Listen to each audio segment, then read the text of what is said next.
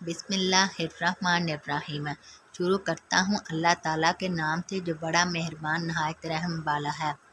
حضرت عبداللہ بن بصر رضی اللہ تعالیٰ عنہ کہتے ہیں کہ ایک مرتبہ نبی کریم صلی اللہ علیہ وسلم کی خدمت میں ایک دیہاتی آیا اور عرض کیا کہ یا رسول اللہ کون شخص بہتر ہے؟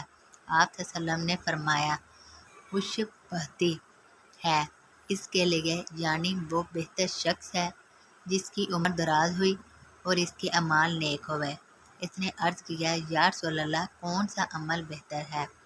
آپ صلی اللہ علیہ وسلم نے فرمایا یہ کہ جب تم دنیا سے جدا ہو تو تمہاری زبان اللہ کے ذکر سے تر ہو۔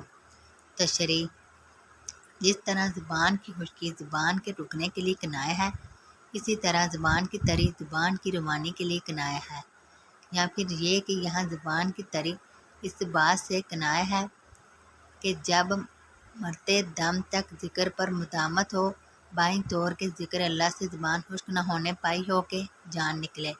حدیث میں مذکورہ ذکر سے ذکر جلی بھی مراد ہے اور ذکر خفی بھی۔ زبان کے بارے میں دونوں احتمال ہیں، قلبی بھی مراد ہو سکتی ہے اور قالبی زبان بھی، یعنی چاہے دل کی زبان سے ذکر کرے چاہے ظاہری زبان سے، لیکن دونوں ہی سے ہوب تو بہت ہی ہوب ہے۔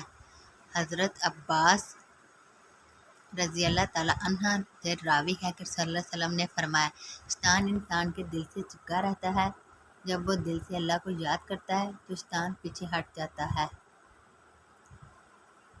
اور جب وہ ذکر اللہ سے غافل ہوتا ہے تو شیطان اس کے دل میں وسوسے ڈالتا ہے۔